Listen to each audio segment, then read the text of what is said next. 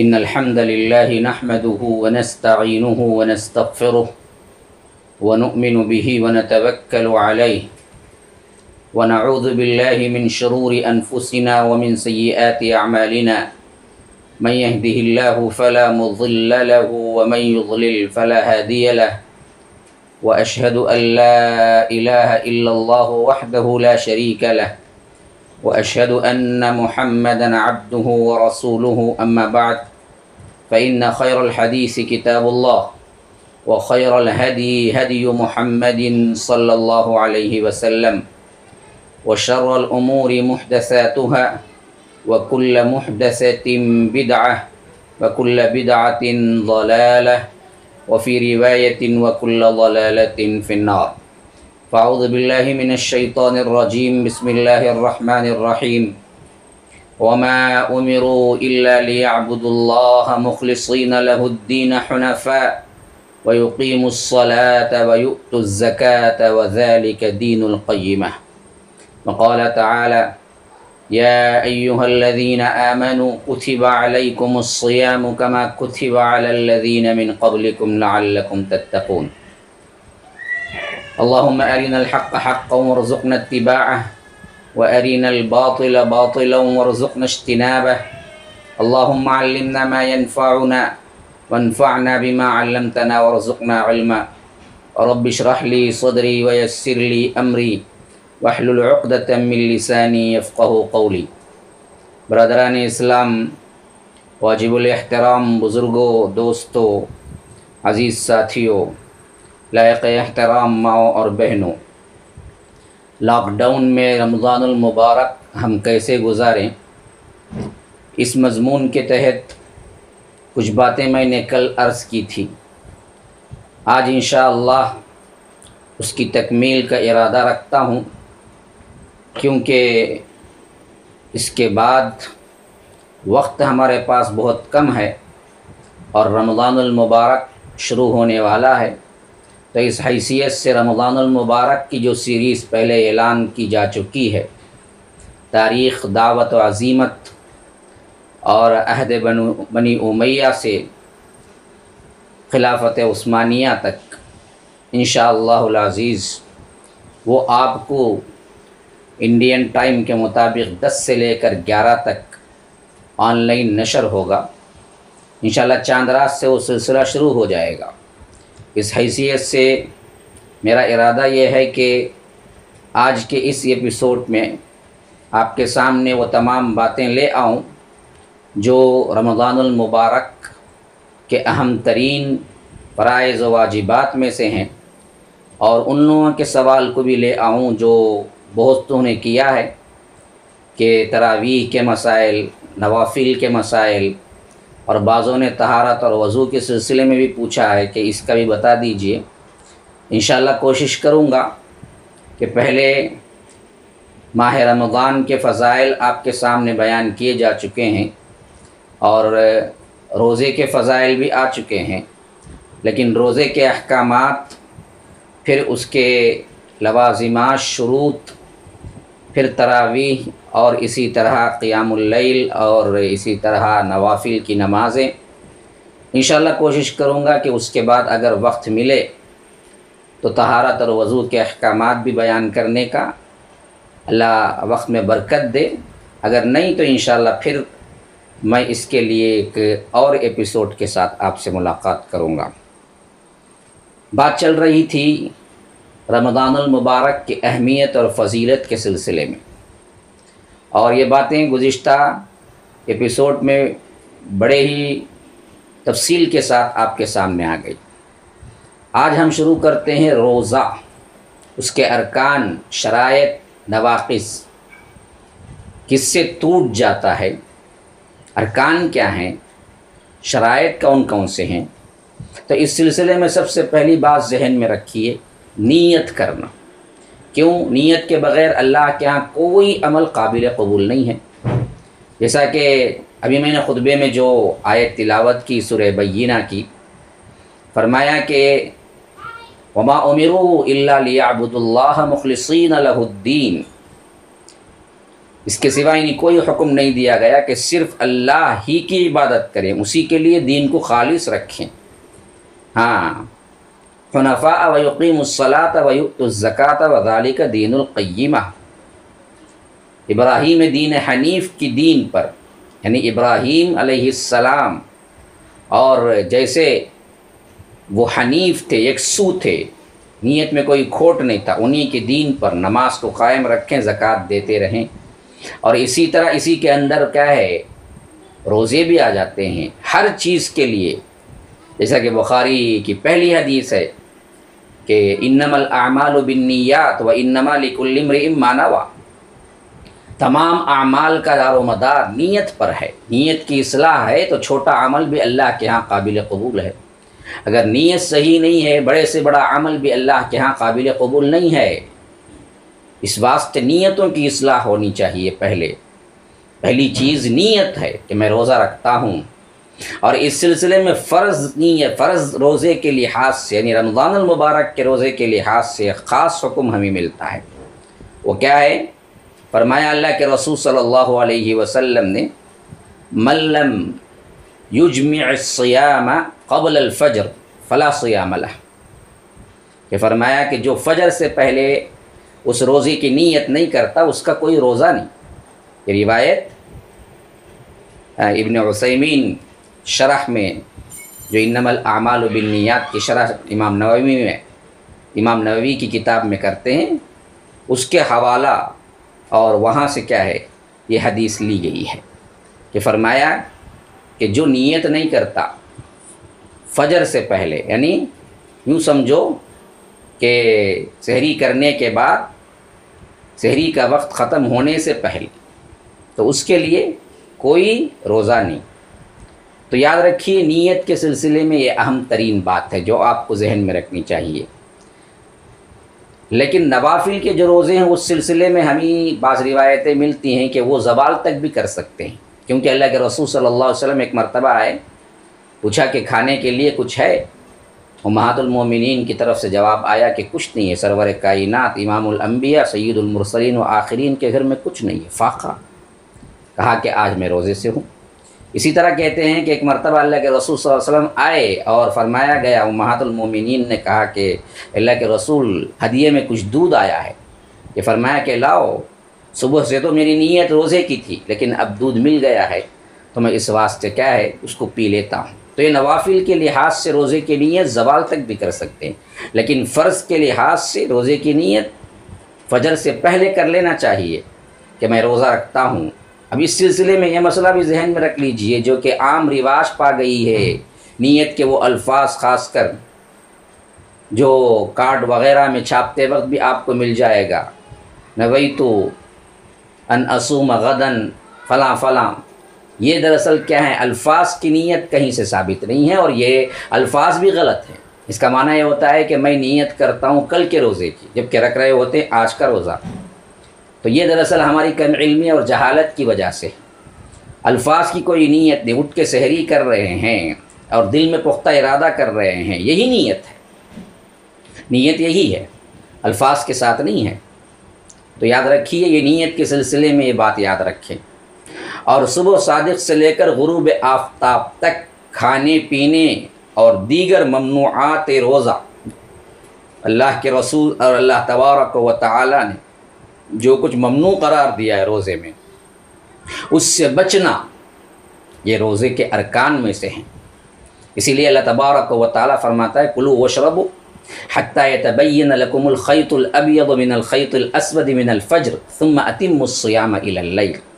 کھاتے پیتے رہو یہاں تک کہ صبح کا سفید دھاگا سیاہ دھاگے سے ظاہر ہو جائے، پھر رات تک اپنے روزے کو پورا کرو۔ تو معلوم ہوا آپ کو جیسے ہی سحر کا وقت ختم ہوا، فجر شروع ہوئی، وہاں سے لے کر غروب آفتاب تک کھانے پینے، شہوات، بیوی سے ملنے، خاص طور پر ان چیزوں سے اپنے آپ کو بچا کے رکھنا اور اللہ کے لیے رکھنا، ان چیزوں میں اللہ تبارک و تعالی کی اطاعت کرنا، یہ روزہ ہے۔ اسی وجہ سے اللہ کے رسول صلی اللہ علیہ وسلم نے فرمایا کہ اذا اقبل اللیل من ہاہنا وادبر النہار من ہاہنا وغربت الشمس فقد افطر الصائم۔ فرمایا اللہ کے رسول صلی اللہ علیہ وسلم، صحیح بخاری کی روایت ہے، جب ادھر سے رات آ جائے اور ادھر سے دن چلا جائے اور سورج غروب ہو جائے تو روزے دار کو افطار کر لینا چاہیے۔ تو روزے کا مطلب ہے ان دو باتوں سے، سحری کھانے کے بعد فجر کے شروع ہوتے ہی اس بات کا عزم نیت کرنا کہ اللہ کے لیے کھانا پینا، شہوات، جماع وغیرہ سب چھوڑتا ہوں، کب تک کے لیے؟ غروب آفتاب تک کے لیے۔ تو یہ روزہ ہوا، اور اس میں کیا کیا لوازمات شروط ہونے چاہیے؟ سب سے پہلی چیز یاد رکھیے، اللہ کے رسول صلی اللہ علیہ وسلم نے عاقل پر روزہ فرض کیا ہے۔ شریعت نے عاقل پر، بچے پر نہیں۔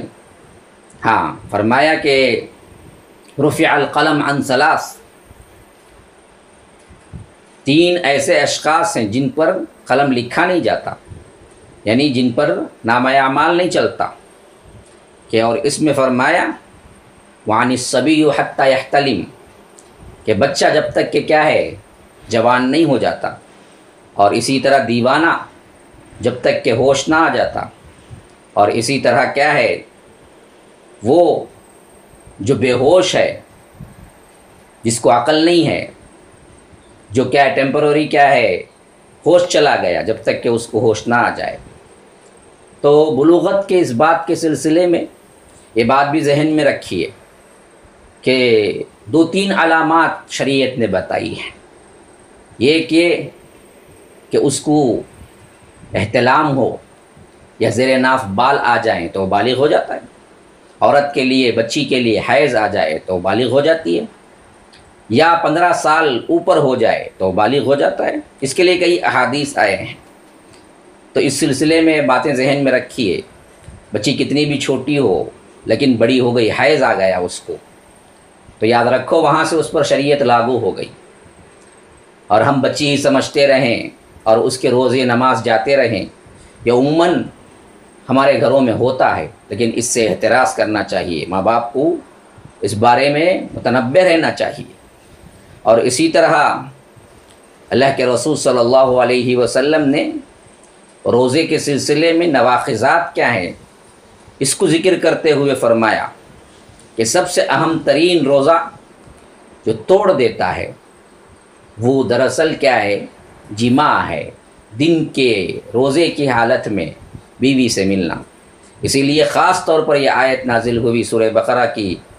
180 پر 186، فرمایا احل لکم لیلۃ الصیام الرفث الی نسائکم ہن لباس لکم وانتم لباس لہن علم اللہ انکم کنتم تختانون انفسکم فتاب علیکم وعفا عنکم فالآن باشروہن وابتغوا ما کتب اللہ لکم وَكُلُوا وَاشْرَبُوا حَتَّى يَتَبَيَّنَ لَكُمُ الْخَيْطُ الْأَبْيَضُ مِنَ الْخَيْطِ الْأَسْوَدِ مِنَ الْفَجْرِ ثُمَّ أَتِمُّوا الصِّيَامَ إِلَى اللَّيْلِ وَلَا تُبَاشِرُوهُنَّ وَأَنْتُمْ عَاكِفُونَ فِي الْمَسَاجِدِ تِلْكَ حُدُودُ اللَّهِ فَلَا تَقْرَبُوهَا كَذَلِكَ يُبَيِّنُ اللَّهُ آيَاتِهِ لِلنَّاسِ لَعَلَّهُمْ يَتَّقُونَ۔ فرمایا کہ روزے کی راتوں میں اپنی بیویوں سے ملنا تمہارے لیے حلال کر دیا گیا ہے۔ تو معلوم ہوا کہ دن میں ملنا حرام ہو گیا، اس واسطے رات کا ذکر تو آ رہا ہے۔ احل لکم لیلۃ الصیام الرفث الی نسائکم، بیوی سے ملنا رمضان کی راتوں میں تمہارے لیے حلال کر دیا گیا ہے، تو اپوزٹ معنی خود بخود نکل گیا کہ دن کے اوقات میں تمہارے لیے حرام کر دیا گیا، روزے کی حالت میں حرام کر دیا گیا ہے۔ فرمایا کہ وہ تمہارا لباس ہیں اور تم ان کے لباس ہو، اور تمہاری پوشیدہ خیانتوں کا اللہ تعالیٰ کو علم ہے، اس نے تمہاری توبہ کو قبول کر کے تمہیں درگزر فرما دیا۔ اصل مسئلہ یہ ہوا تھا کہ شروع میں اس کا واضح حکم نہیں تھا، اور یہودیوں کے ہاں، نصرانیوں کے ہاں رات میں بھی ملنا حرام تھا، تو بعض صحابہ اسی کا دیکھا دیکھی سمجھتے تھے کہ ہماری شریعت میں بھی حرام ہے، اور ساتھ میں کیا ہے کبھی کبھی کر بھی بیٹھتے تھے اور سوچتے تھے کہ کوئی غلط تو نہیں ہو گیا۔ تو اللہ نے کلیئر کر دیا کہ ایسی بات نہیں ہے، کہ تم نے جو کیا وہ حرام ہی نہیں تھا تم پر۔ تو اللہ تبارک و تعالیٰ اسی کی طرف اشارہ کر رہا ہے۔ پھر اللہ تعالیٰ کہتا ہے فالآن باشروہن وابتغوا ما کتب اللہ لکم، اب تمہیں ان سے مباشرت کی اللہ تعالیٰ نے اجازت دی ہے۔ ہاں، رات میں روزے کے علاوہ کے وقت میں آپ دراصل مل سکتے ہیں، اور اسی طرح فرمایا کہ تم کھاتے پیتے رہو یہاں تک کہ سفید دھاگا سیاہ دھاگے سے ظاہر نہ ہو جائے، یعنی صبح صادق نہ ہو جائے۔ پھر رات تک، یعنی پورا دن، رات کا مطلب یہ ہے کہ جیسے ہی دن ختم ہوا اسلامی شریعت میں رات شروع ہو گئی، سورج غروب ہوا وہیں سے رات شروع ہو گئی، تو فرمایا رات تک پورا کرو، اور عورتوں سے اس وقت میں مباشرت نہ کرو، نہ ملو جبکہ تم مسجدوں میں اعتکاف ہوتے ہو، اعتکاف میں بھی حرام ہے۔ یہ اللہ تعالیٰ کے حدود ہیں، فرمایا کہ یہ اللہ کی باؤنڈریز ہیں، یہ اللہ کے حدود ہیں، تم ان کے قریب نہ جاؤ۔ اسی طرح اللہ تعالیٰ اپنی آیتوں کو کھول کھول کر بیان فرماتا ہے تاکہ تمہیں تقویٰ پہنچے، تم تقویٰ اختیار کرو۔ تو فرمایا گیا کہ یہ اسی کانٹیکسٹ میں آئی ہے کہ روزے کے لیے شرط ہی سب سے اہم ترین یہ ہے کہ بیوی سے نہ ملی جائے، بیوی سے جب ملاقات، جمع نہ ہو۔ اور اسی طرح امام ابن تیمیہ رحمہ اللہ کہتے ہیں کہ جب مباشرت کی اجازت دی گئی تو اس کا مطلب یہی ہوا کہ روزے میں مباشرت حرام ہے، جیسا کہ میں نے ابھی کہا۔ اچھا، اس سلسلے میں ایک دلچسپ روایت صحیح بخاری کے اندر آتی ہے جو اس بات پر حتمی فیصلہ کرتی ہے۔ وہ روایت کچھ یوں ہے، ابو ہریرہ رضی اللہ عنہ روایت کرتے ہیں کہ فرمایا کہ بینما نحن جلوس عند النبی صلی اللہ علیہ وسلم اذ جاءہ رجل فقال یا رسول اللہ ہلکت، کہ ایک مرتبہ اللہ کے رسول صلی اللہ علیہ وسلم بیٹھے ہوئے تھے کہ ایک شخص آیا اور اللہ کے رسول صلی اللہ علیہ وسلم سے کہا کہ اللہ کے رسول میں تو ہلاک ہو گیا، میں تو برباد ہو گیا۔ قال، اللہ کے رسول صلی اللہ علیہ وسلم نے پوچھا ما لک، کیا ہوا تمہیں، کیوں ایسا کہہ رہے؟ تو اس بندے نے کہا کہ وقعت علی امرتی وانا صائم، میں حالت روزہ میں، حالت صیام میں بیوی سے مل بیٹھا، یعنی جمع کر لیا۔ فقال رسول اللہ صلی اللہ علیہ وسلم، اللہ کے رسول صلی اللہ علیہ وسلم نے فرمایا هل تجد رغبة تعتقها، کہ کوئی غلام ہے جس کو تم آزاد کرو؟ کہا کہ لا، اتنی استطاعت تو ہے نہیں کہ میرے پاس کوئی غلام ہو۔ فرمایا کہ هل تستطيع ان تصوم شهرين متتابعين، کہ 2 ماہ کے مسلسل روزے رکھنے کی قدرت ہے؟ رمضان المبارک میں فرض روزے رکھنے میں جناب نے یہ حرکت کی ہے، تو اب اس انداز سے آپ سوچئے کہ 2 مہینے مسلسل غیر رمضان میں، تو کہا کہ اس کی تو ہمت نہیں ہے ہمارے اندر۔ تو اس شخص نے کہا کہ یہ بھی نہیں ہو سکتا۔ تو اللہ کے رسول صلی اللہ علیہ وسلم نے فرمایا کہ فَهَلْ تَجِدُ إِطْعَامَ 60 مسکینہ، 60 لوگوں کو کھانا کھلانا، مسکین لوگوں کو، اس کی استطاعت ہے؟ قال لا، کہا کہ یہ بھی نہیں ہو سکتا۔ بعض روایتوں میں تو یہ آیا ہے کہ فرمایا کہ اللہ کے رسول، مدینے کا اگر سب سے زیادہ غریب کوئی انسان ہے تو وہ میں ہی ہو سکتا ہوں۔ تو فمکث النبی صلی اللہ علیہ وسلم، یعنی کچھ دیر گزری ایسی حالت میں کہ اللہ کے رسول ابھی انہیں کیا ہے، حتمی جواب نہیں دیے۔ فبینا نحن علی ذلک اتی النبی صلی اللہ علیہ وسلم بعرق فیہا تمر، کہ اللہ کے رسول صلی اللہ علیہ وسلم کے پاس ایک ٹوکری بھر کے کھجور آیا اسی اسنا کے اندر، ہاں، جو اللہ کے رسول صلی اللہ علیہ وسلم بیٹھے ہوئے تھے اسی جگہ۔ تو اللہ کے رسول صلی اللہ علیہ وسلم نے پوچھا کہ این السائل، کہاں ہے وہ آدمی جو یہ سوال لے کے آیا تھا کہ میں روزے کی حالت میں بیوی سے مل بیٹھا؟ تو سائل نے کہا کہ انا یا رسول اللہ،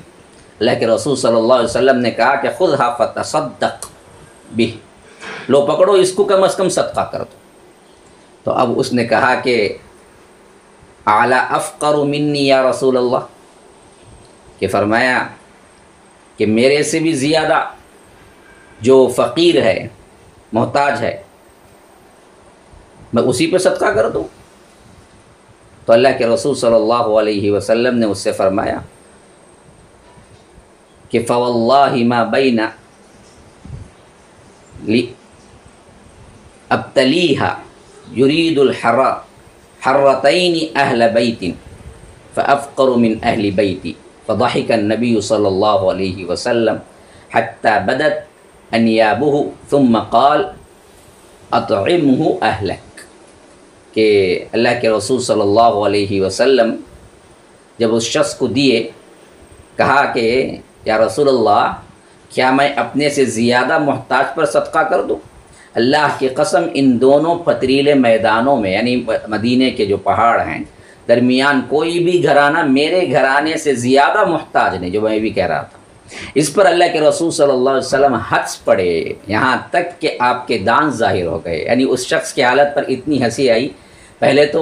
اس کو یہ غلام آزاد کرنا چاہیے تھا، وہ بھی نہیں۔ فرمایا کہ 60 روزے رکھو، وہ بھی نہیں۔ پھر فرمایا کہ کم از کم صدقہ کر دو، مسکین کو کیا ہے 60 مسکینوں کو کھانا کھلاؤ، وہ بھی نہیں۔ تو اللہ کے رسول کے پاس جو ہدیہ آیا تھا اس کو کہہ کے اللہ کے رسول نے کہا کہ چلو یہ بانٹ دو، تو وہ بھی نہیں کہا کہ اللہ کے رسول مجھ سے زیادہ کوئی غریب ہے ہی نہیں۔ تو اللہ کے رسول صلی اللہ علیہ وسلم نے ہنس کے فرمایا کہ جاؤ اپنے گھر والوں کو کھلا دو، لے جا کے اپنے ہی گھر والوں کو کیا ہے کھلا دو۔ تو اس حیثیت سے معلوم ہو گیا کہ جمع کرنا ایک تو حرام ہے، اور اگر جمع کوئی کر بیٹھا تو اس کا کفارہ بھی یہ ہے،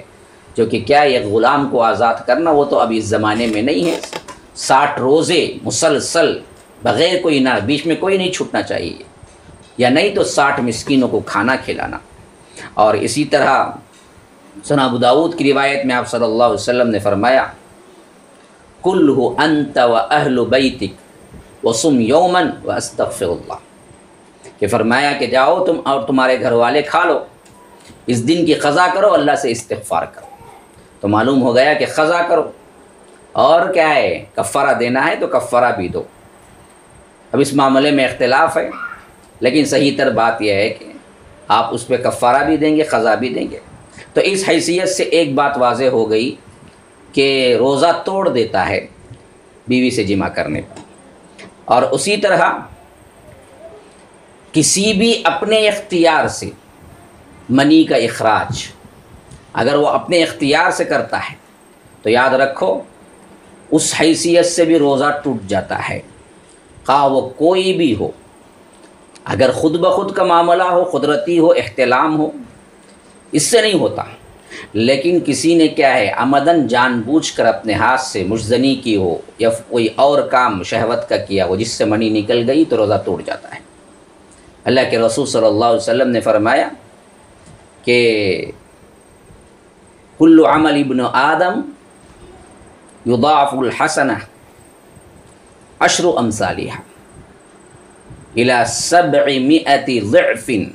قال اللہ عز وجل الا الصوم فانه لی وانا اجزی بہ یدع شہوتہ وطعامہ من اجلی، کہ بنی آدم کا ہر عمل اللہ بڑھاتا ہے، بڑا چڑھا کر دیتا ہے 10 گنا، یہاں تک کہ 700 گنا، لیکن ایک روزہ ہے جس کا بدلہ اللہ خود دے گا، اس واسطے کہ وہ شہوت کو چھوڑتا ہے، کھانے کو چھوڑتا ہے۔ تو شہوت کسی بھی حیثیت سے اگر وہ اختیار کرے، اختیاری ہو، تو یاد رکھو اس کا روزہ ٹوٹ جاتا ہے۔ ہاں ایک بات، ایک مسئلہ اور ہے اس میں، وہ یہ اگر بیوی ہے، بیوی سے بوسہ لینا، کس کرنا کیسا ہے، وہ جائز ہے؟ تو اس حیثیت سے اللہ کے رسول صلی اللہ علیہ وسلم سے جو روایت آئی ہے وہ اما عائشہ روایت بیان کر رہی، کان النبی صلی اللہ علیہ وسلم یقبل ویباشر وهو صائم وَكَانَ أَمْلَكُكُمْ لِإِرْبِهِ، اللہ کے رسول صلی اللہ علیہ وسلم حالت روزہ میں بوسہ دیتے تھے اور بغلبیر بھی ہوتے تھے، ملتے بھی تھے بیوی سے، لیکن انہیں اپنی شہوت پر پورا کنٹرول تھا۔ تو یاد رکھیے یہ چیز حد ہے، تنبیہ ہے کہ جائز تو ہے، لیکن اس مرد پر جو کنٹرول رکھتا ہو، اس کی وجہ سے جماع تک پہنچنے کا کیا خدشہ ہے،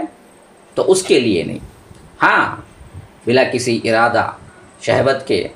آپ نے کیا ہے بوسہ لیا ہے، اس سے روزے پہ کوئی فرق نہیں پڑتا، جس سے آپ کو شہوت نہ آتی ہو۔ بیوی سے بوسہ لینا رمضان کے مہینے میں خاص کر کیا ہے حالت روزہ میں جائز ہے، اس حد تک جس حد تک کنٹرول ہے۔ اور اسی طرح کیا ہے کھانا پینا، جیسا کہ خاص طور پر اسی کے لیے پہلے سے آیتیں جو اتری ہیں اس میں واضح ہو گیا کہ یترک طعامہ و شرابہ و شہوتہ من اجلی، میرے لیے یہ چھوڑتا ہے تو میں ہی اسے کیا ہے اس کا بدلہ دوں گا۔ اچھا ایک بات یہ ہے کہ ناک کے ذریعے اگر کوئی دوا داخل کرنا ہے تو کیا یہ نماز روزے میں جائز ہے؟ تو یاد رکھیے ناک کے ذریعے کھانے پینے کی کوئی چیز نہیں، کوئی دوا نہیں، یا کوئی بھی چیز اگر وہ ناک کے ذریعے جا رہی ہے تو علماء اور اطباء کا یہی ہے کہ یہ دراصل پیٹ تک کا راستہ ہے، اس واسطے ناک کے ذریعے کوئی چیز نہیں لینی چاہیے، اگر لیں گے تو وہ بھی دراصل کھانے پینے کے قائم مقام ہوگا، روزہ ٹوٹ جائے گا۔ اور اس کے لیے خاص کر وہ حدیث دلیل لائے ہیں کہ علماء کہ اللہ کے رسول صلی اللہ علیہ وسلم نے فرمایا کہ لقیط بن صبرہ سے کہ تم وضو کرو، کیسے کرو؟ اسبغ الوضوء وخلل بین الاصابع وبالغ فی الاستنشاق الا ان تکون صائما، دیکھو اچھی طرح وضو کرو اور اپنے انگلیوں کا خلال کرو اور ناک میں پانی لینے میں مبالغہ کرو، زیادہ لو، اچھی طرح کیا ہے لے کے ناک صاف کرو، الا ان تکون صائما، لیکن صرف اس وقت جب تم روزے سے ہو۔ یہ مسند احمد کی روایت ہے۔ تو اس سے معلوم ہو گیا کہ ناک کے ذریعے بھی پانی گیا تو روزہ ٹوٹ جائے گا، اسی واسطے اللہ کے رسول صلی اللہ علیہ وسلم نے کہا کہ اس میں کیا کرو، اگر روزے دار ہو تو مت کرو۔ تو اس سے معلوم ہو گیا کہ ناک کے ذریعے کوئی چیز ہے جو آپ ڈالنا چاہتے ہیں، دوا وغیرہ بھی ہے تو وہ استعمال نہیں کرنا چاہیے، اس سے روزہ ٹوٹ جائے گا۔ اور اسی طرح اس ضمن میں دوسری چیزیں جو آتی ہیں وہ یہ کہ خون کا چڑھانا، روزے کی حالت میں خون کا چڑھانا، اگر یہ خون کا چڑھانا بھی اصل میں کیا ہے، جسم کے اندر خون ہی ہے جو طاقت دیتا ہے، یہ طاقت کے لیے ہے، اور اس کے ذریعے سے کیا ہے انسان روزے کی تکلیف کو بھولنا چاہتا ہے تو یاد رکھیے یہ بھی دراصل وہی ہوگا، اس سے روزہ ٹوٹ جائے گا۔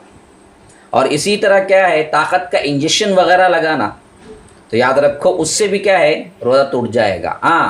علماء نے اس کی اجازت دی ہے اگر انجیکشن کسی بیماری کا ہو، خواہ وہ رگ میں لگائی جائے یا گوشت میں لگایا جائے، جو کچھ بھی ہے، لیکن وہ دراصل کیا ہے طاقت کے لیے نہیں ہے تو وہ انجیکشن لگوا سکتے ہیں، اس سے روزہ نہیں ٹوٹتا ہے۔ اور اسی طرح ایک بات یہ بھی ہے کہ کھچنا لگانا، جس کو کیا کہتے ہیں حجامہ کہتے ہیں ہم، کپنگ جو کہتے ہیں، تو یہ اللہ کے رسول صلی اللہ علیہ وسلم کے زمانے میں بھی تھا کہ اللہ کے رسول صلی اللہ علیہ وسلم نے حجامہ کیا، اور خاص طور پر بتایا جا رہا ہے کہ رمضان میں بھی کیا۔ خود روایت میں ہے کہ بقیع میں ایک شخص سے اللہ کے رسول صلی اللہ علیہ وسلم نے حجامہ کروایا، یہ 18 رمضان کی بات ہے، اور میرا ہاتھ پکڑے ہوئے تھے، آپ نے فرمایا نہیں یہ بات اللہ کے رسول صلی اللہ علیہ وسلم نے اس صحابی سے کہی جو شداد بن اوس ہیں، ان سے حدیث ہے کہ وہ فرماتے ہیں کہ اتا رجل من بقیع بالبقیع وهو يحتجم وهو آخذ بيده ل18 کہ اللہ کے رسول صلی اللہ علیہ وسلم دراصل بقیع میں ایک شخص کے پاس آئے، وہ حجامہ کر رہا تھا، یہ 18 رمضان کی بات ہے، تو آپ نے میرا ہاتھ پکڑے ہوئے تھے اللہ کے رسول صلی اللہ علیہ وسلم حضرت شداد کا، تو فرمایا کہ دیکھو حجامہ لگانے والا اور جو لگوا رہا ہے دونوں کا روزہ ٹوٹ گیا۔ یہی بات صحیح بھی ہے، اور اس وقت خاص کر لگوانے والے پر کیوں روزہ ٹوٹنے کا اللہ کے رسول صلی اللہ علیہ وسلم نے کہا کہ اس زمانے میں کپنگ نہیں تھی، جیسے کیا ہے آج کل کپنگ سے حجامہ کرتے ہیں، اس زمانے میں سینگ وغیرہ کیا ہے رکھ کے اس سے خود منہ سے چوسا جاتا تھا، تو اس کے پاس بھی اس کے منہ میں بھی خون جانے کا خطرہ ہوتا ہے۔ تو آج کل تو کیا ہے وہ رواج نہیں ہے، تو اس واسطے اللہ کے رسول نے فرمایا کہ حجامہ کرنے والا کروانے والا دونوں کا روزہ ٹوٹ گیا۔ اور یہ حدیث سنن نسائی کی ہے، اور ابو داود کے اندر آئی ہے، البانی ابن ماجہ کے اندر آئی ہے، امام البانی رحمہ اللہ نے صحیح کہا ہے، اور ابو داود میں بھی ہے، اور اسی طرح کیا ہے سنن ابن ماجہ میں بھی ہے۔ اور اسی طرح ایک اور چیز جو روزہ توڑ دیتی ہے وہ ہے قے۔ اللہ کے رسول صلی اللہ علیہ وسلم نے فرمایا کہ من ذرعہ القیء فلا قضاء علیہ ومن استقى فعلیہ القضاء، کہ اللہ کے رسول صلی اللہ علیہ وسلم نے فرمایا کہ اگر کوئی غیر ارادی طور پر اسے قے آ جاتا ہے تو اس کے لیے تو روزہ کوئی نقصان نہیں پہنچاتا، کوئی اس کا روزہ نہیں ٹوٹتا۔ لیکن جو قصدن انگلی ڈال کر یا قصدن کیا ہے کوئی اور آلے سے خے کرتا ہے بالارادہ، تو اس کا روزہ ٹوٹ جاتا ہے۔ اور اسی طرح اللہ کے رسول صلی اللہ علیہ وسلم نے اس سلسلے میں کہ عورت کے لیے خاص مسائل جو ہیں ان میں روزہ جو ٹوٹنے کے ہیں، وہ جو مسائل آئے ہیں اس میں اللہ کے رسول صلی اللہ علیہ وسلم نے جو بیان کیا ہے وہ اماں عائشہ روایت کرتی ہیں کہ کننا نحیض علی عہد رسول اللہ صلی اللہ علیہ وسلم، کہ اللہ کے رسول صلی اللہ علیہ وسلم کے زمانے میں ہم حائضہ ہوتی تھی تو فنؤمر بقضاء الصوم ولا نؤمر بقضاء الصلاۃ، کہ تو ہمیں حکم دیا جاتا تھا کہ ہم روزے کی قضا کریں اور نماز کی قضا نہ کریں۔ تو خاص طور پر بات سامنے آ گئی، نفاس سے حیض سے روزہ ٹوٹ جاتا ہے، اور روزے کی حالت میں اگر نفاس حیض جاری ہو جائے، کوئی بھی وقت ہو روزے کا، وہ روزہ شمار نہیں ہوگا، ٹوٹ جائے گا۔ کہ اس سلسلے میں ایک دلچسپ بات وہ آئی ہے جو صحیح مسلم کے حضرت معاذہ رضی اللہ عنہ روایت کر رہی ہیں کہ ام عائشہ رضی اللہ عنہ سے پوچھا انہوں نے، ما بال الحائض تقضی الصوم ولا تقضی الصلاۃ، کیا معاملہ ہے کہ حائضہ نماز کو تو کیا ہے قضا نہیں کرتی لیکن روزے کی قضا دیتی ہے؟ تو ہم عائشہ کو اتنا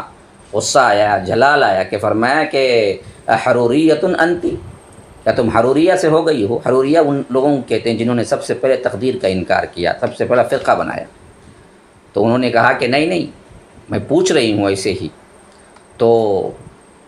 اماں عائشہ نے بتایا کہ بات صرف اتنی ہے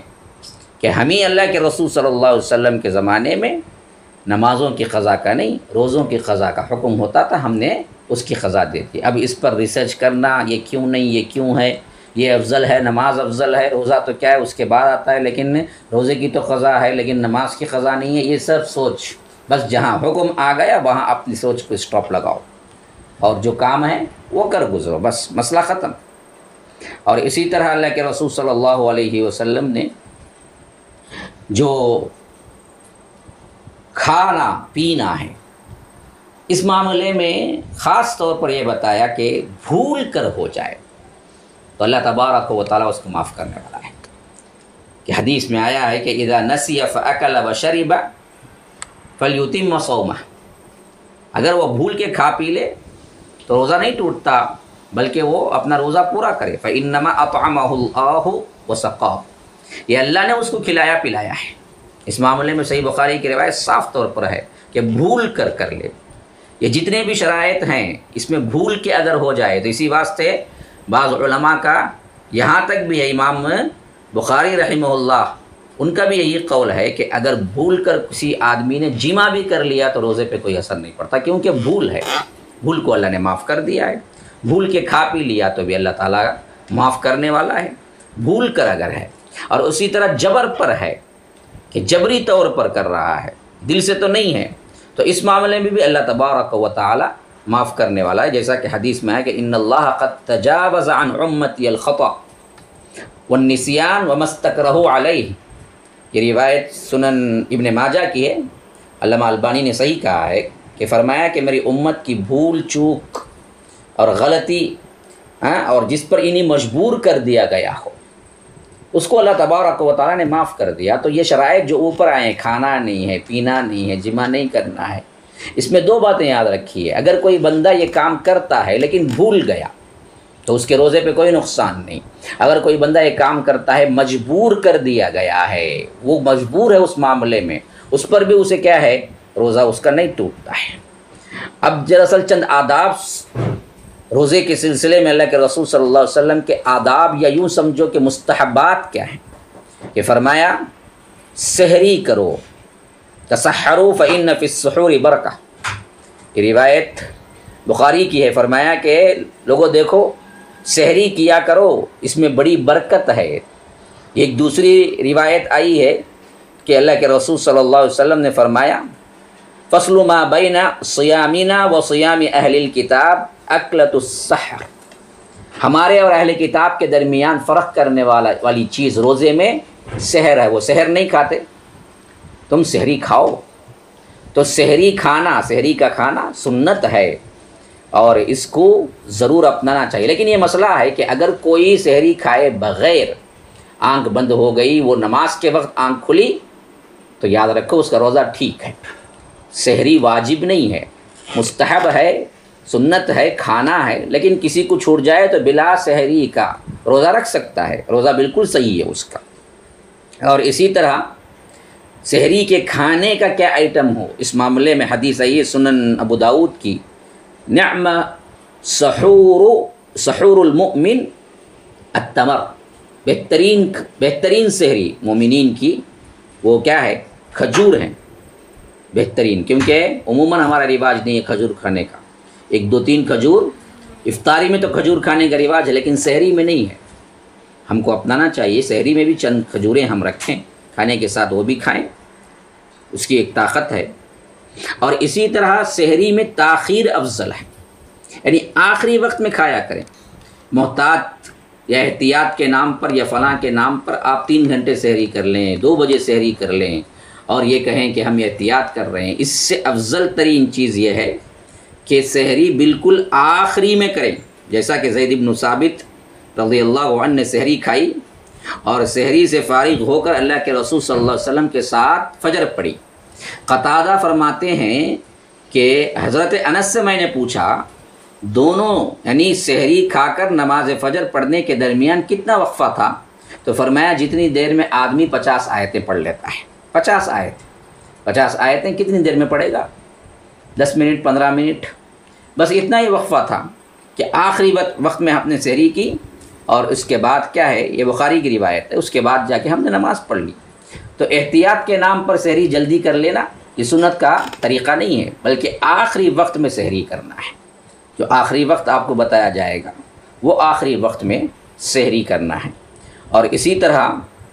اللہ کے رسول صلی اللہ علیہ وسلم نے افطاری میں جلدی کرنے کا حکم دیا۔ ہم الٹا کرتے ہیں، سحری جلدی کرتے ہیں، افطاری میں دیر کرتے ہیں، جبکہ سحری دیر کرنا ہے، آخری وقت تک کرنا ہے اور اس کے بعد افطاری میں جلدی کر لینا ہے۔ وہاں احتیاط کے نام پر اذان کا وقت ہو گیا لیکن 10 منٹ 5 منٹ کہیں 2 منٹ کہیں 1 منٹ، کوئی 1 منٹ بھی دینے کی ضرورت نہیں ہے احتیاط کے نام کہ اللہ کے رسول صلی اللہ علیہ وسلم، سہل بن سعد رضی اللہ عنہ سے مروی ہے، اللہ کے رسول صلی اللہ علیہ وسلم نے فرمایا کہ لا یزال الناس بخیر ما عجل الفطر، کہ فرمایا کہ لوگ بھلائی میں رہیں گے ہمیشہ جب تک کہ وہ افطار میں جلدی کر لیں، افطار میں جلدی کرتے رہیں تو بھلائی میں رہیں گے۔ اور اسی طرح یہ حدیث صحیح بخاری کی ایک دوسری حدیث آئی ہے، لا یزال الذین ظاہرا ما عجل الناس الفطر لأن اليہود والنصارى یؤخرون،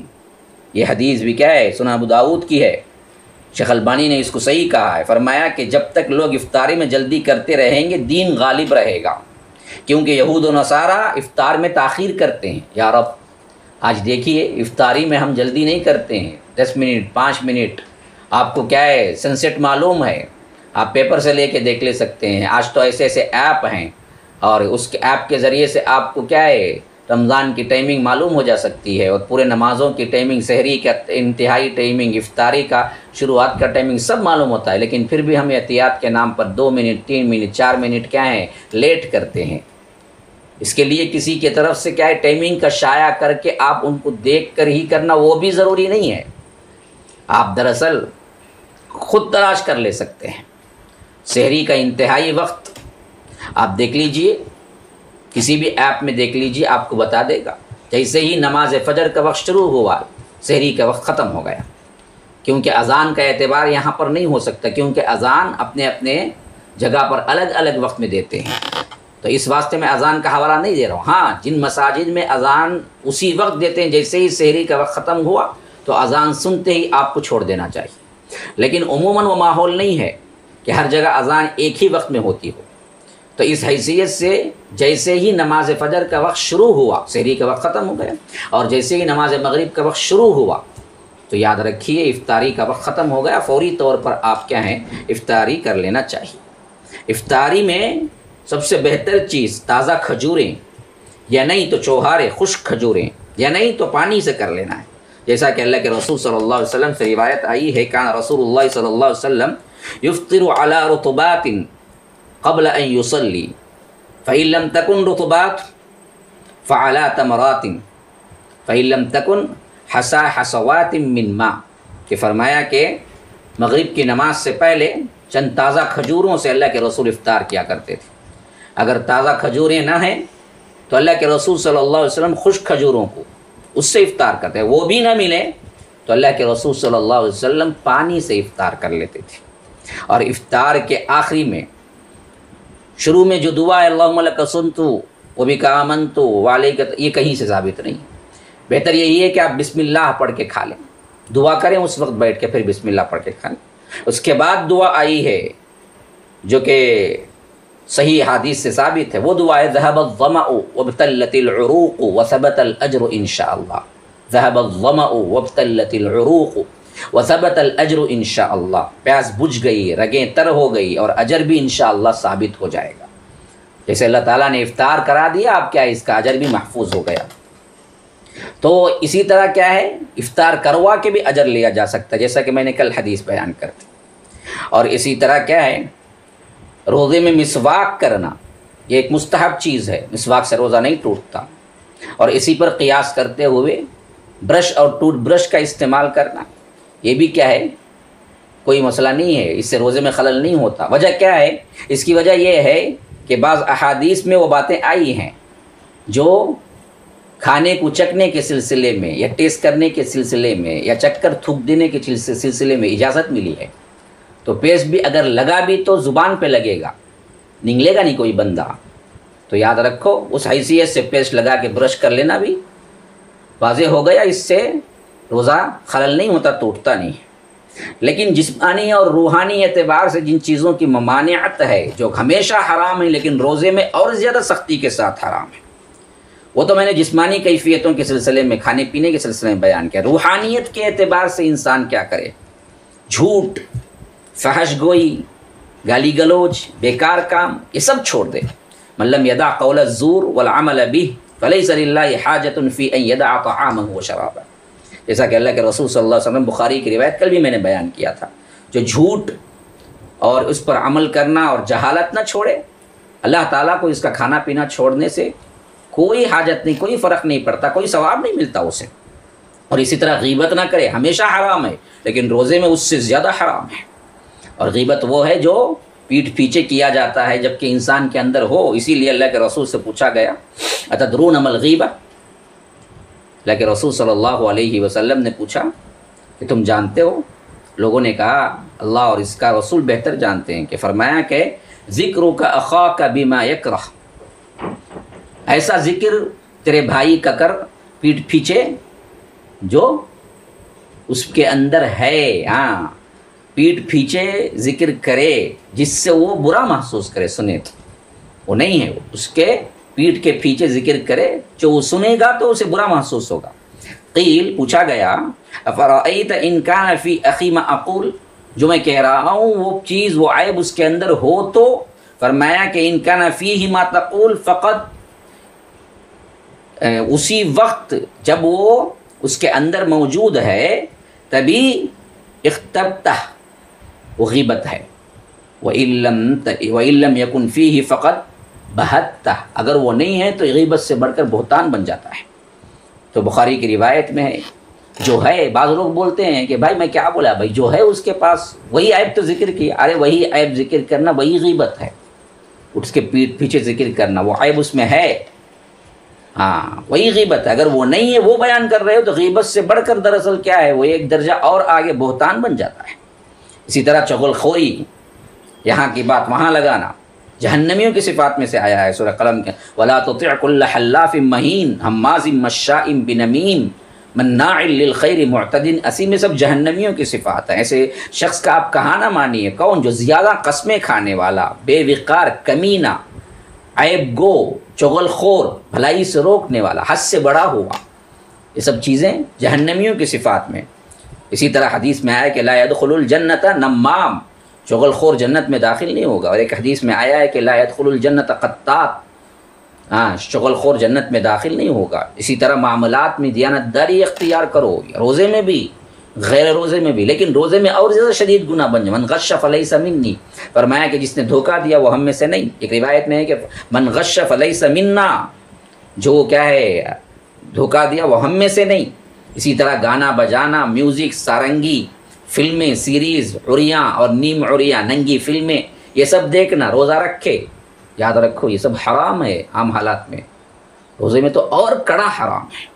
اسی لیے سورہ لقمان میں فرمایا کہ وَمِنَ النَّاسِ مَن يَشْتَرِي لَهْوَ الْحَدِيثِ لِيُضِلَّ عَن سَبِيلِ اللَّهِ بِغَيْرِ عِلْمٍ وَيَتَّخِذَهَا هُزُوًا أُولَٰئِكَ لَهُمْ عَذَابٌ مُّهِينٌ. بعض لوگ ایسے بھی ہیں جو لغو باتیں خریدتے ہیں تاکہ بے علمی کے ساتھ لوگوں کو اللہ کی راہ سے بہکائیں اور اسے ہنسی مذاق بنائیں. یہی وہ لوگ ہیں جن کے لیے رسوا کرنے والا عذاب ہے. عبداللہ ابن مسعود رضی اللہ عنہ اس آیت کریمہ کے سلسلے میں پوچھا گیا تو فرمایا واللہ الذی لا الہ غیرہ هو الغنا، اللہ کی قسم جس کے علاوہ کوئی معبود نہیں ہے. یہاں پر جو لہو الحدیث کہا گیا ہے، جو کہ کیا ہیں یہ لوگ خریدتے ہیں لغو باتوں کو، تو وہ گانا ہے، وہ گانا ہے. ایسے ہی حسن بصری رحمہ اللہ فرماتے ہیں نزلت هذه الآیۃ فی الغناء والمزامیر، یہ دراصل کیا ہے آیت اتری ہی غنا کے سلسلے میں، یعنی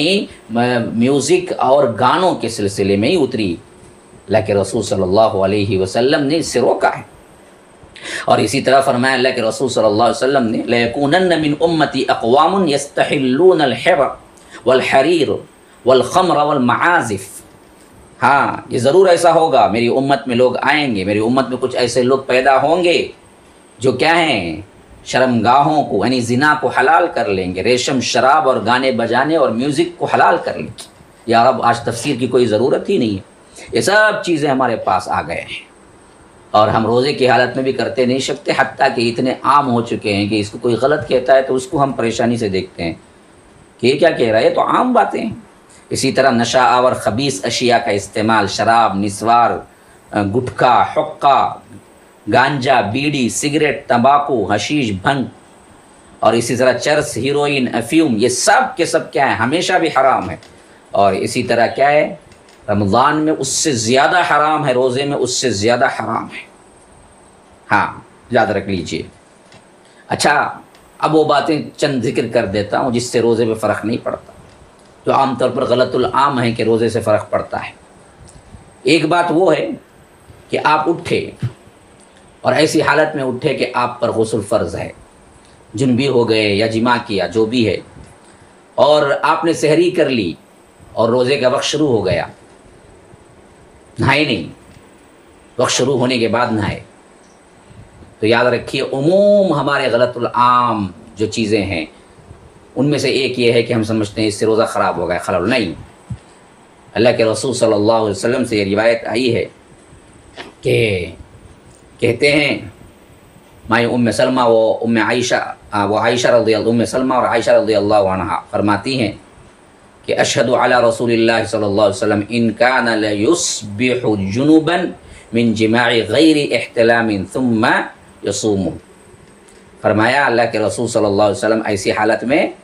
کہ میں گواہی دیتی ہوں اللہ کے رسول صلی اللہ علیہ وسلم کی اس حالت کے بارے میں کہ فرمایا کہ آپ احتلام سے نہیں بلکہ جماع کے سبب جنابت کی حالت میں صبح کرتے اور روزہ رکھتے، یعنی سحری کر لیا اور روزے کا ٹائم شروع ہو گیا، حالت جنابت میں ابھی غسل نہیں کیا. اللہ کے رسول صلی اللہ علیہ وسلم ایسے رہتے، اس کے بعد غسل کر کے نماز کے لیے جاتے. تو اس حیثیت سے یہ چیز جائز ہے، کوئی مسئلہ نہیں. اسی طرح کیا ہے حضرت عائشہ سے مروی ہے کہ ان رجلا جاء الى النبي صلی اللہ علیہ وسلم فقال یا رسول اللہ تدرکنی الصلاة وانا جنب فاصوم فقال رسول اللہ صلی اللہ علیہ وسلم وانا تدرکنی الصلاة وانا جنب فاصوم فقال لست مثلنا یا رسول اللہ فقال واللہ انی لأرجو ان اکون اخشاکم للہ واعلمکم بما اتقا. یہ فرمایا صحیح مسلم کی حدیث ہے، ایک شخص اللہ کے رسول صلی اللہ علیہ وسلم کے پاس آیا اور کہا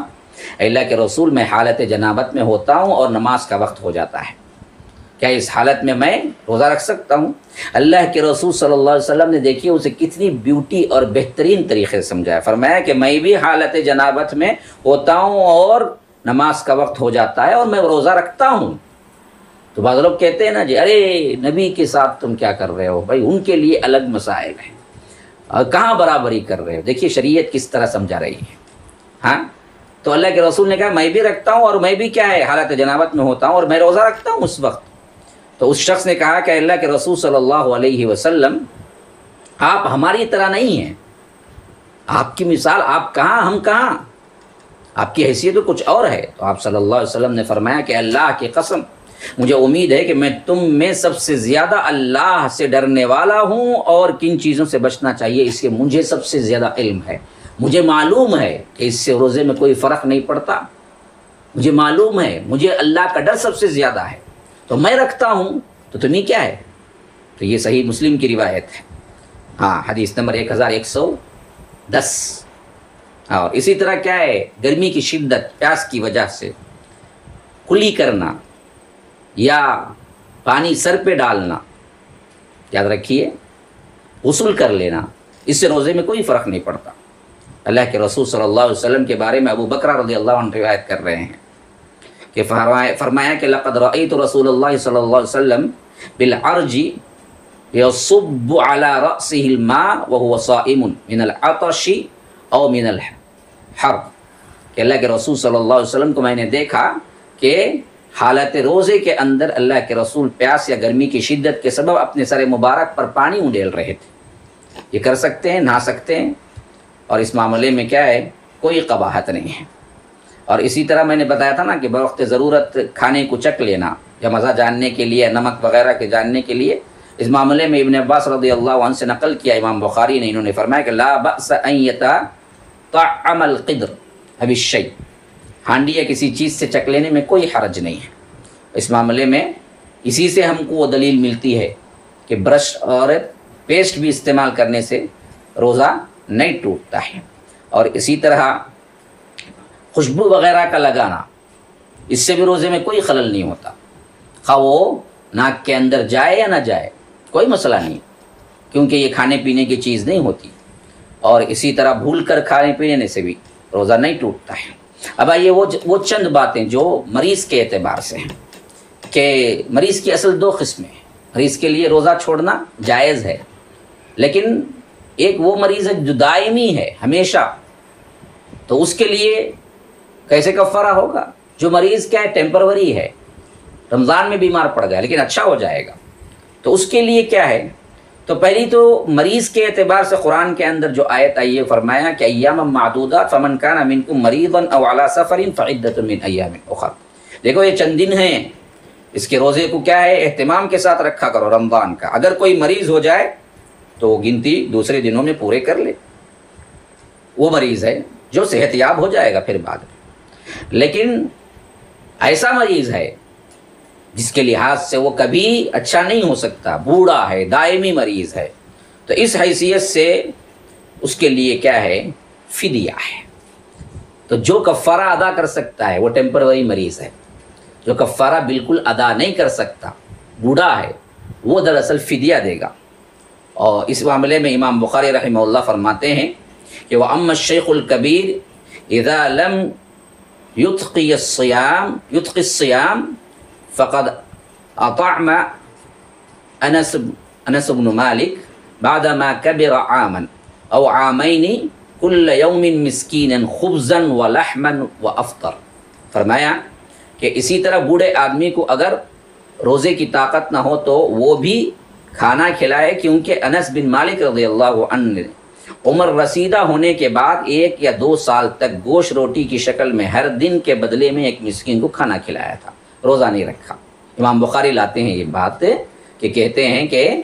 بوڑھا جو دائمی ہے، جو مریض سے کیا ہے نکل نہیں سکتا مرض سے، ایسے میں وہ دراصل کیا ہے ایک آدمی کا کھانا، ایک مسکین کا کھانا کھلائے. اور اس میں دلیل لائے ہیں حضرت انس بن مالک کے بارے میں کہ وہ جب بڑھاپے کی منزل کو پہنچے تو انہیں بھی کیا ہے 1-2 سال ایسے رہا وفات سے پہلے جہاں پر انہوں نے روزہ نہیں رکھا اور یہ فدیہ دیتے تھے، اور فدیے کی شکل کیا تھی کہ گوشت روٹی کی شکل میں دے دیا کرتے تھے۔ کھانے کی مقدار کے مطابق صحیح رائے جو آئی ہے وہ ہے تقریباً 1.5 کلو غلہ، 1.5 کلو غلہ دے دیا جائے، کیونکہ یہ دراصل لگ بھگ وہی لگتا ہے جو اللہ کے رسول صلی اللہ علیہ وسلم سے بعض روایتوں کے سلسلے میں مروی ہے کہ کعب ابن اجرہ رضی اللہ عنہ روایت کرتے ہیں کہ مسکین کا کیا صدقہ ہوتا ہے، یعنی کتنے مسکینوں کو کھانا کھلانے کے سلسلے میں، تو اللہ کے رسول صلی اللہ علیہ وسلم آدھے سا کا حساب سے 6 مسکینوں کو کھانا کھلاؤ۔ یہ کسی اور کانٹیکس میں آئی ہے بات، لیکن اتنا تو معلوم ہو گیا مسکین کا کھانا کیا ہے، اس حیثیت سے معلوم ہو گیا کہ آدھا سا تقریباً کیا ہے 1.5 کلو ہوتا ہے۔ تو اس حیثیت سے اناج 30 دن کا تقسیم کر دیا جائے، یا نہیں تو کھانا پکا کے ہر دن ایک انسان کو دے دیا جائے، 2 وقت کی روٹی 2 وقت کا کھانا دے دیا جائے، جیسا کہ حضرت انس سے دیا کرتے تھے۔ اور اسی طرح مسافر کے لیے بھی کیا ہے، روزی کی چھوٹ ہے، اور وہ بعد میں اس کو پورا کر سکتا ہے، کیونکہ اللہ کے رسول صلی اللہ علیہ وسلم نے صاف کہا کہ جو بیمار ہو اور جو کیا ہے مسافر ہو، اس کے لیے روزے کی چھوٹ ہے۔ اس سلسلے میں عمرو بن امیہ ضمری سے مروی ہے، فرماتے ہیں کہ میں سفر میں تھا، اللہ کے رسول صلی اللہ علیہ وسلم خدمت میں آیا، آپ کو سلام عرض کیا، جب واپس ہونے لگا تو آپ نے فرمایا کہ اے ابو امیہ ٹھہر کے کھاؤ، کھا کر جاؤ۔ تو میں نے عرض کیا اللہ کے رسول میں روزے سے ہوں، یعنی سفر میں تھے، تو اللہ کے رسول نے بلایا کہ انہوں نے کہا کہ میں روزے سے ہوں، تو اللہ کے رسول صلی اللہ علیہ وسلم نے فرمایا کہ تعال اخبرک عن المسافر ان اللہ تعالی وضع عنہ الصیام ونصف الصلاۃ، کہ آؤ میں تمہیں مسافر کے بارے میں بتلاتا ہوں، اللہ تعالیٰ نے مسافر سے روزہ اور نماز کو آدھا معاف کر دیا ہے۔ تو اور اسی طرح حیض و نفاس کے لوگوں کے لیے بھی کیا ہے، اس معاملے میں روزہ نہیں ہے، لیکن اب اس کی سلسلے میں رضاعت کا مسئلہ ہے یا حاملہ ہے، اس کا کیا مسئلہ ہوگا؟ تو یاد رکھیے یہ بھی مریض کے حکم میں آئیں گے، یعنی جو حاملہ ہے اور جو مرضیہ ہے، یہ دونوں بھی دراصل اصل میں کہاں آتے ہیں، مریض ہی کے حکم میں آتا ہے۔ انس بن مالک رضی اللہ عنہ سے روایت ہے، نبی کریم صلی اللہ علیہ وسلم نے فرمایا کہ ان اللہ عز وجل وضع عن المسافر شطر الصلاۃ وعن المسافر والحامل والمرضع الصوم او الصیام، فرمایا کہ اللہ تعالیٰ مسافر سے آدھی نماز اور مسافر حاملہ اور دودھ پلانے والی عورت سے روزے کو معاف کر دیا ہے۔ اب اس سلسلے میں اہل علم کا اختلاف ہے کہ دودھ پلانے والی عورتیں قضا کریں گی یا افطار کے بدلے ایک روزے کے بدلے مسکینوں کو کھانا کھلائیں گی، اس بارے میں اختلاف ہے، لیکن جہاں تک یہ معاملہ سوچنے کا ہے تو یاد رکھیے یہ ایک ٹیمپروری مریض کا ہی ہے، اگر وہ اچھی ہو جائیں گی اور حمل ہو جائے گا یا دودھ کا پیریڈ ختم ہو جائے گا تو وہ روزہ رکھ سکتی ہیں، یہی بہتر ہے، یہی اہل علم میں بہتر تر راجح تر قول یہی ہے کہ یہ لوگ اچھے ہونے کے بعد روزہ رکھ لیں گے، لیکن حاملہ چھوڑ سکتی ہے روزہ حمل کے دوران، اسی طرح دودھ پلانے والی ماں چھوڑ سکتی ہے روزہ اس کے دوران، اور اس کا کفارے کے طور پر بعد میں اس کی قضا دے سکتی ہے۔ اور اس میں ایک قول یہ بھی ہے کہ کفارہ دے سکتی ہے یا کھانا بھی کھلا سکتی ہے، یعنی فدیہ بھی دے سکتی ہے۔ انشاءاللہ اس کے علاوہ میں نے سوچا تھا کہ اس ایپیسوڈ میں بات کو ختم کر دوں، لیکن اب تراویح کے مسائل ہیں اور نوافل کے مسائل ہیں، انشاءاللہ کل میں اس کے بارے میں آپ کو تفصیل بتاؤں گا۔ تب تک کے لیے اجازت دیجیے، السلام علیکم ورحمۃ اللہ وبرکاتہ۔